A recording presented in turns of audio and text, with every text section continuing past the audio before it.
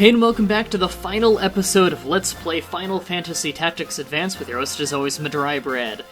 If you haven't already voted on what Let's Play will do next, check out the description where you can see the list of games. Remember, only vote in the comments and one vote per person. This may be a bit of a long episode. If memory serves, this mission is actually crazy hard, and it's 3 battles long. Although I think the first 2 are pretty easy, it's the last one that's crazy hard, so I made sure we've got a good law for it. Target all, which we don't do. Blades, we don't use. Summon, we don't use. So, there are no laws we can accidentally break here. And the game doesn't actually let you do the final stage unless you save, so I just saved a minute ago anyway. And you try to leave, there we go.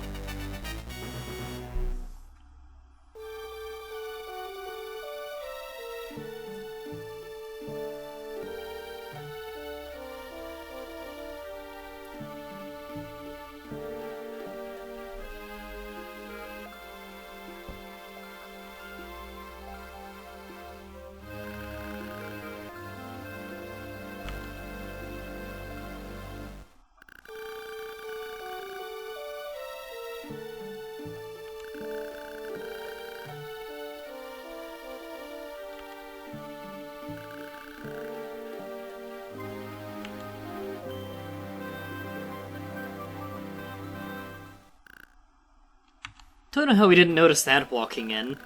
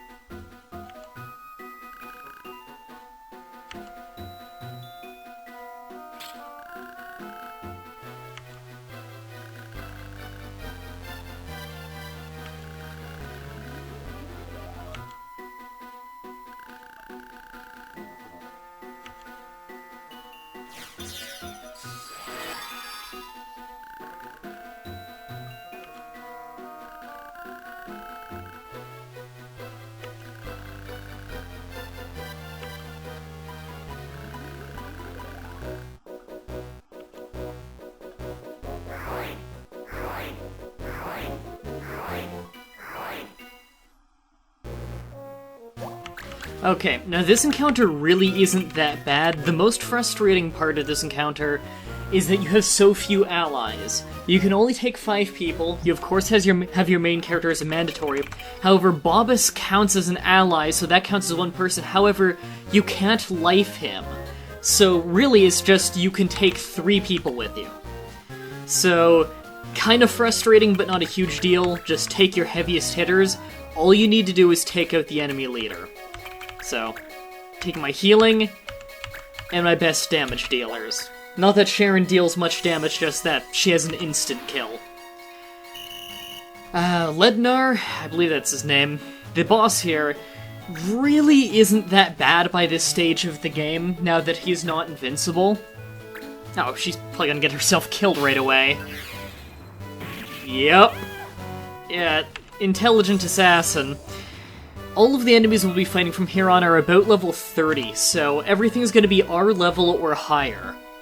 So, despite me doing almost every single side quest you could do at this point in the game, I am still a lower level than the enemies.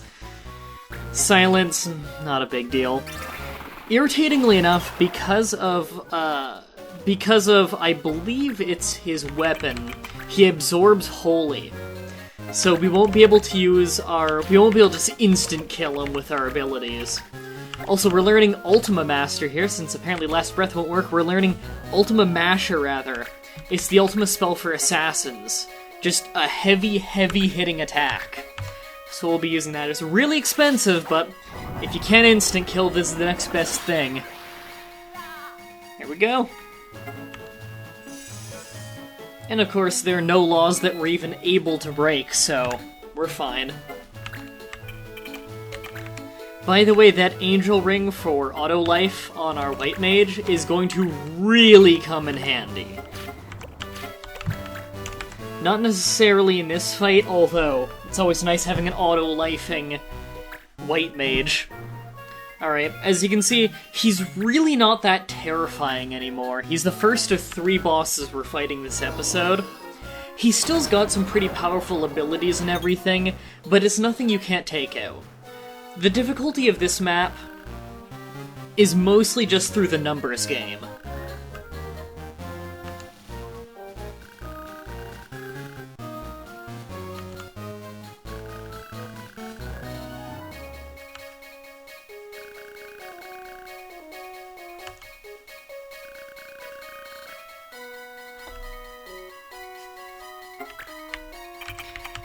Alright, I'll show what I meant real quick. If you use Holy Cross, or Saint's Cross or Holy Blade, since it's holy, it'll actually heal him by 360 instead of just annihilating him.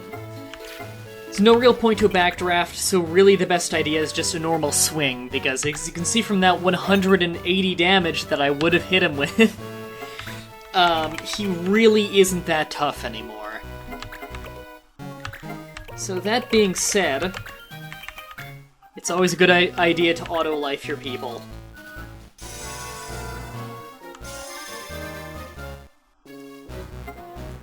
There we go. Auto-life is a fantastic ability. White mages really are a must-have. While we wait for this battle to go through, there's very little strategy in this fight, by the way, so there's not much to talk about. Really, it's just gang up on the leader. He's not that tough to take out. His defenses are not that impressive. He wears armor that gives him higher jumping height and farther running, but doesn't give him very much defense, so if you got a heavy hitter like I'm built to be, he's not that tough.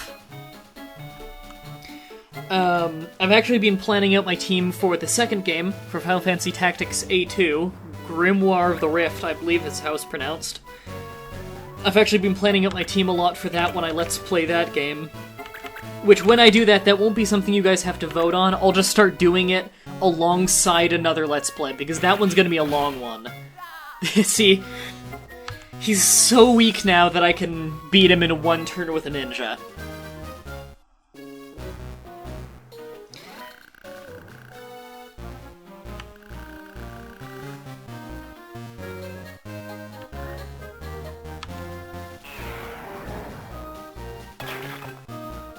Well, he's finally down. What I was saying before is, in the second game, white mages are fairly significantly nerfed. They're still a must-have, because you always need a heal bot, but not quite as important. It's got less buffs.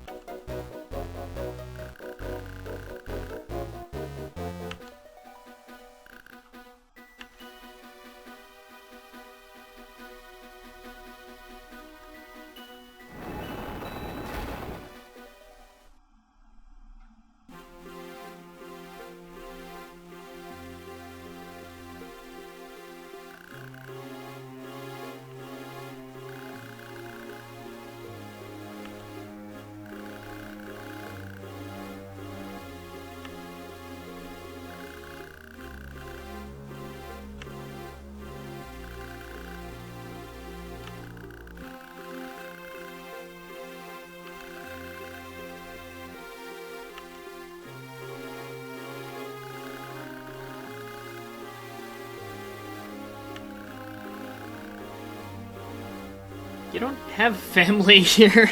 In fact, your only family is your brother, who is nothing close to happy with what you're doing.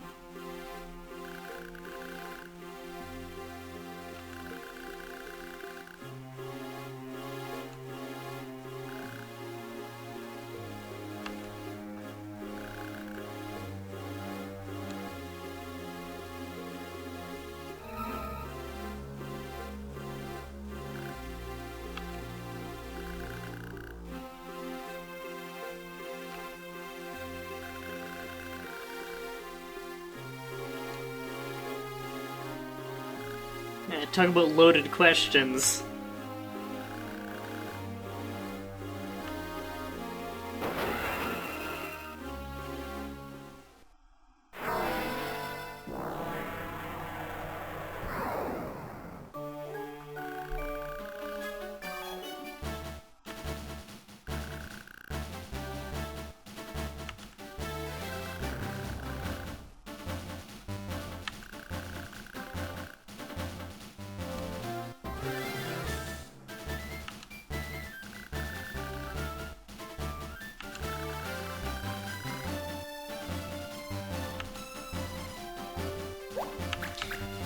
Alright, now this one you can take in a full team, and it's another not that hard mission, really.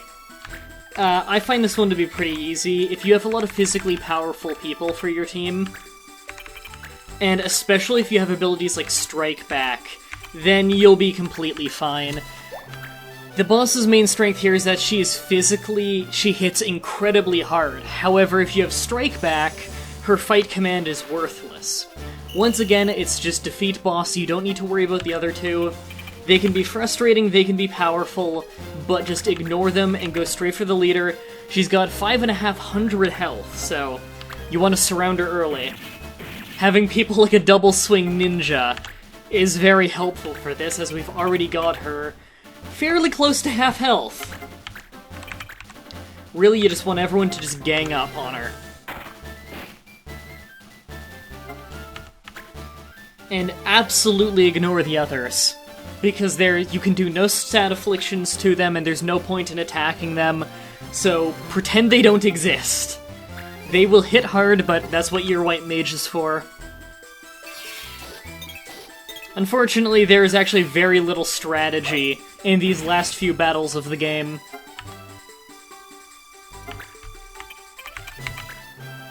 Also, dash boots are highly recommended for this final battle, because you really need that extra mobility. So she's already below half health, and as you see from how much experience I'm getting for this, she is a higher level than us. And we've already almost killed her.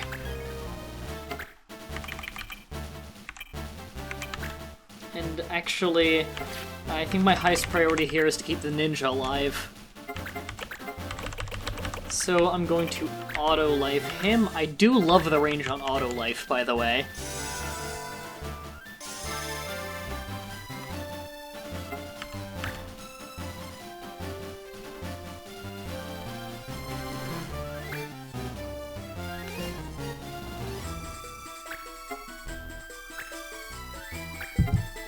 These guys do hit really hard with Breath of God.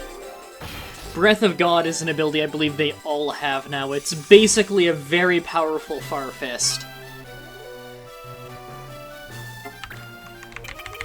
And I think we'll win it right here. By quickening the ninja. Oh god, quickening. Just makes me think of Highlander 2: The Quickening. Awful movie.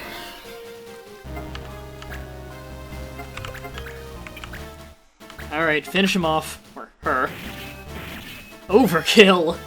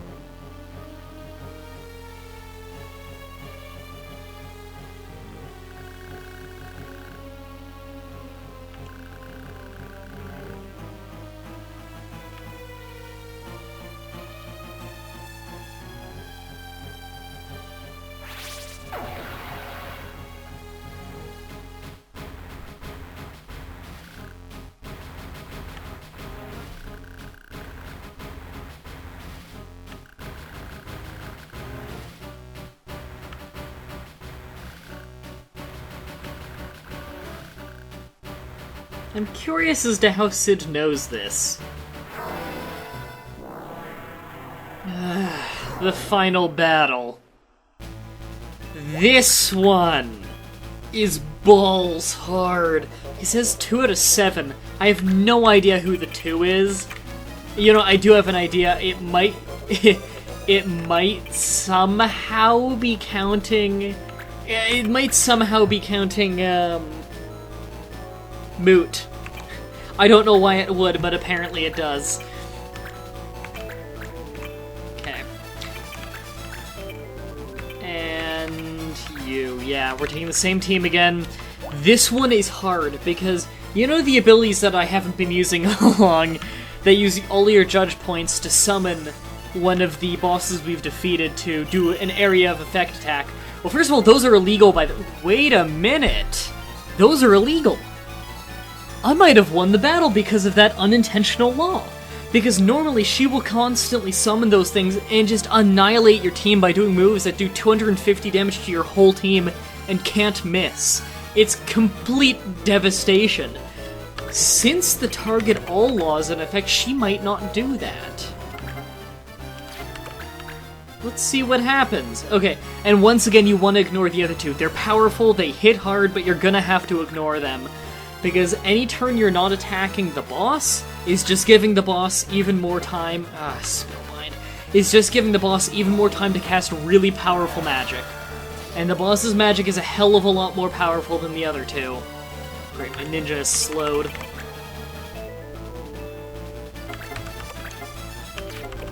Now, I could combo the boss, but no point, because no one else would be in range to follow up.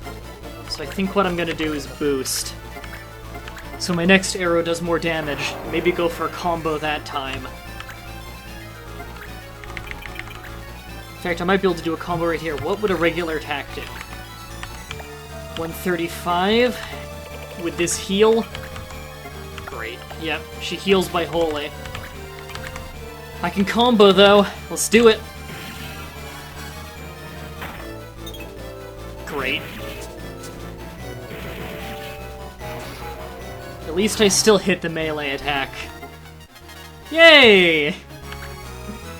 Cheery level up.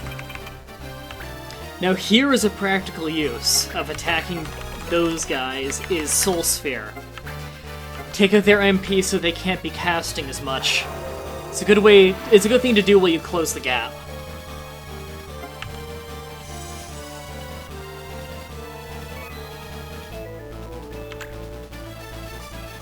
Not that they don't have MP to spare. And of course they're casters, so I don't think they ever go for just the fight command. My ninja, oh god, he's lucky he dodged that.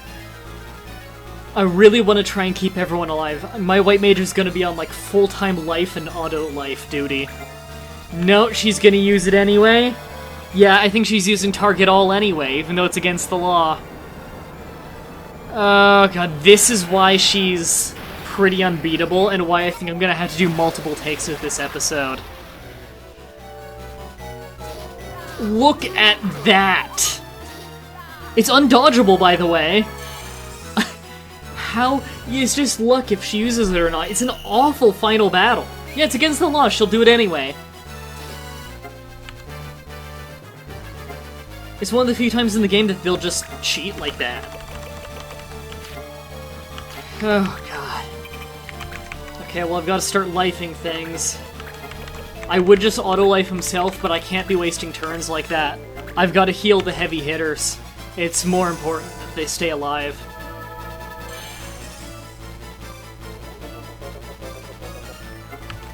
If you waste time, she'll just keep using those abilities. And I'm probably going to lose my white mage now. It's going to be sheer luck if I win this one. It's just a really unfair fight. Because there's nothing you can do to avoid it. It's undodgeable. It deals an insane amount of damage. And you can't just do like an elemental immunity. There's not the right kind of armor to put on or anything. It's just an obscenely unfair fight. Alright. Hope for double crits. God, I hope for double crits. At least you hit both times. Sid, would you get out of the goddamn way? Sid, would you help, actually? You're willing to cheat on our behalf when you use anti-laws for us.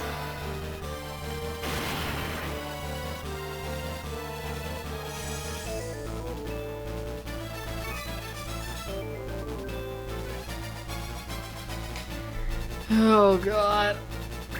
Yeah, she's using another one. God. I think I lose. Yeah, I think this is it. And again, this isn't something you can really just avoid. Oh no, I'm barely still up. And again, she breaks the law.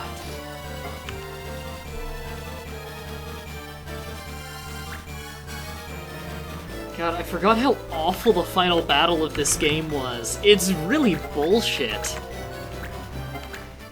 I leveled a lot in preparation for this too. There's just nothing you can really do. This is why I said you need an angel ring to auto-life.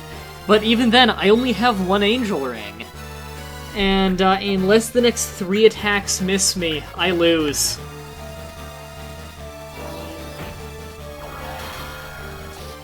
Yep.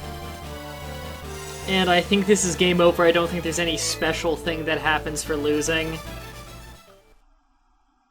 Nope. Game over. Okay. I'll see you guys in a minute. I'm gonna skip ahead till when I find a winning take of this battle. I'm back. This is actually only one take later. I got lucky and she used Descent.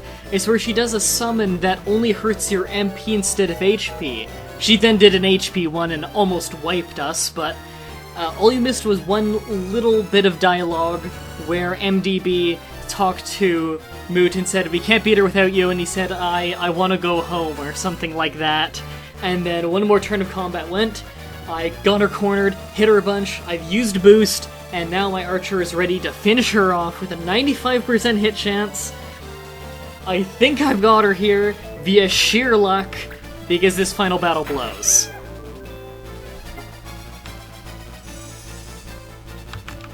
I believe that's the final form, if memory serves.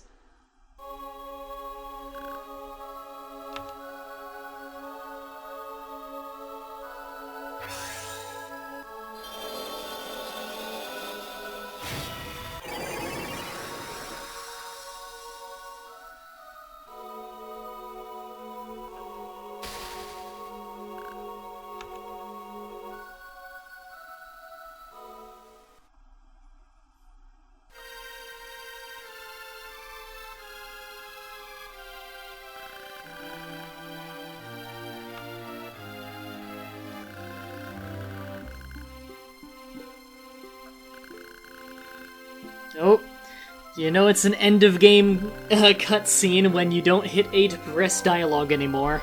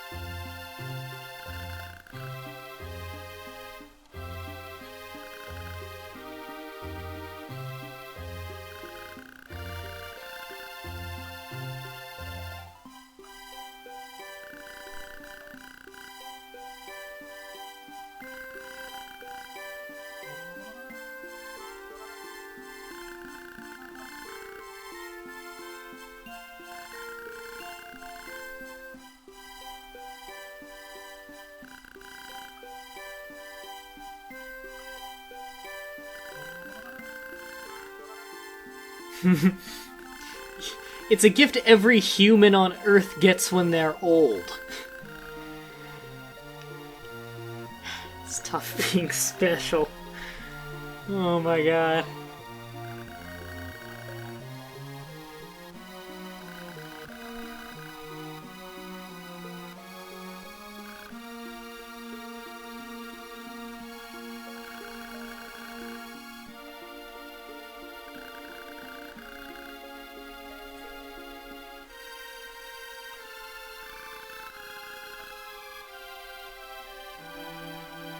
Sarah, you should be saying your final goodbyes. You don't know if your world is going to be completely gone and you will no longer exist.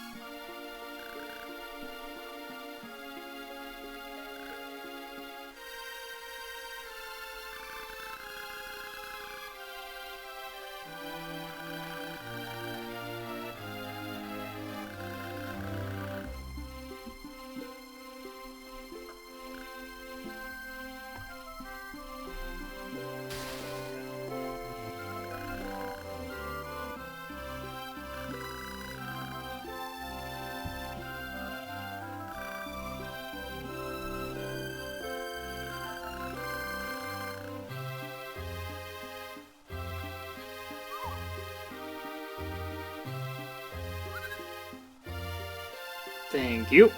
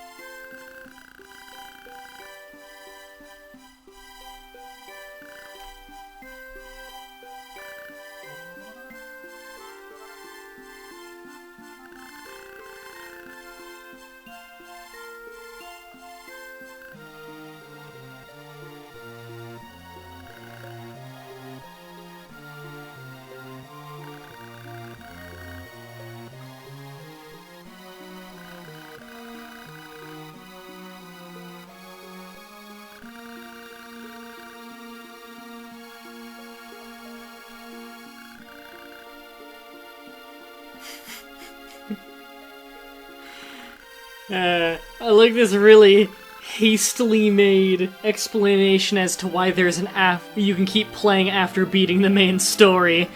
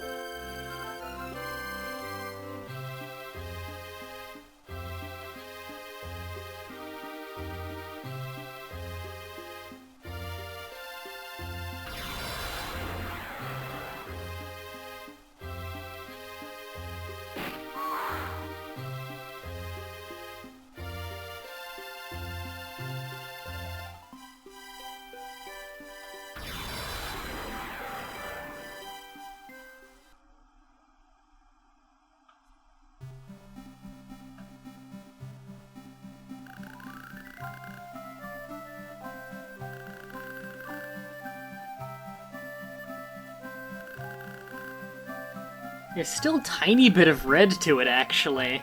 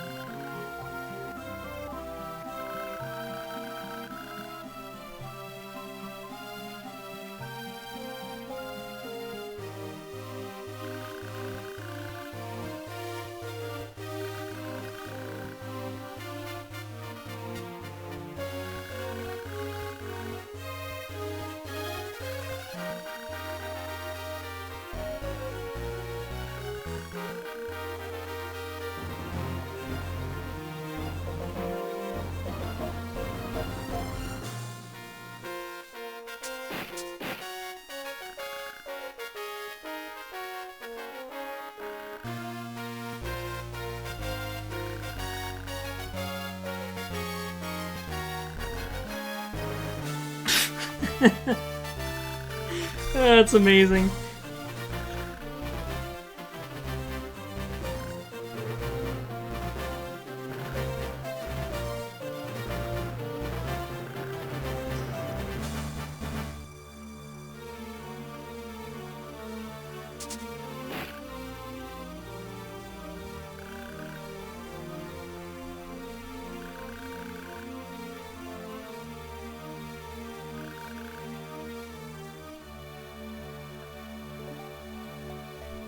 Yeah, kids at home, don't say, "My name's enter name here, and don't forget it," because they're gonna bully you a hell of a lot harder after that.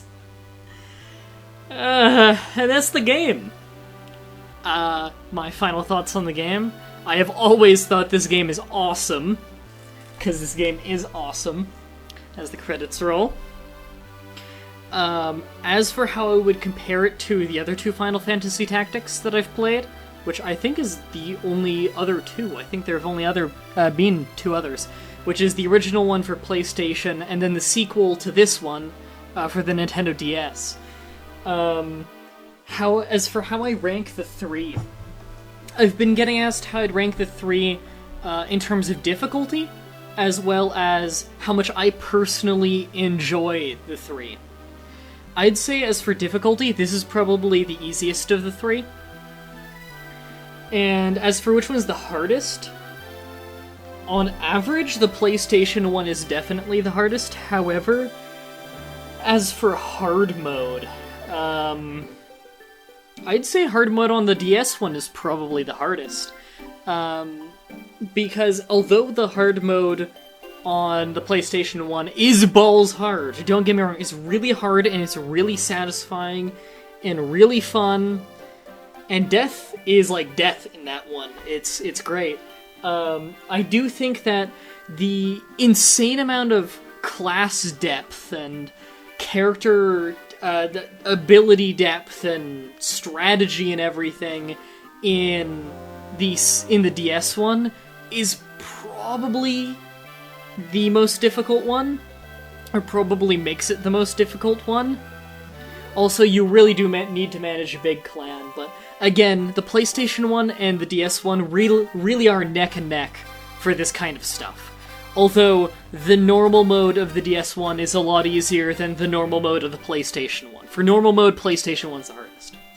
And as for which ones I enjoy the most, I really can't answer that. I love all three to death, although I guess if you were to say what I enjoy the least of the three, I'd probably say this one, because I do usually prefer the sequel.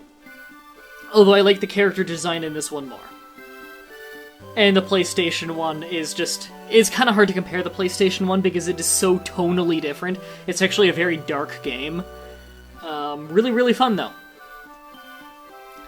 These credits feel like they're going on for a century, and I think it's because they're not just the scrolling credits. They're very slow fade-in, fade-out of individual names. But then again, it wasn't a massive team of people who worked on this game. And it's over. Oh, saving game. Yep, save complete. And of course, you can play after you beat the game. If you load up that save file that you just beat the game with, there's all kinds of quests you can only do after you beat the main story. You can unlock all kinds of awesome characters, like you can unlock using Sid, who's his own class with his own abilities. You got that star next to your name. And if we go back to the pub... Go back to the pub. Greetings. Any new rumors? There've gotta be. New adventure. Expert missions. So new mission types are available, much more difficult ones, and all kinds of new missions.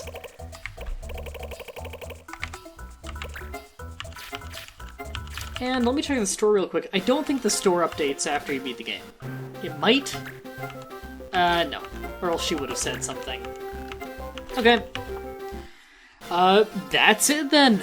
That's the end of this Let's Play. Again, if you haven't already voted, check out the description to see the list of games. I really hope you guys enjoyed, and I hope you'll stick around for whatever I Let's Play next. Until next time, have a nice day.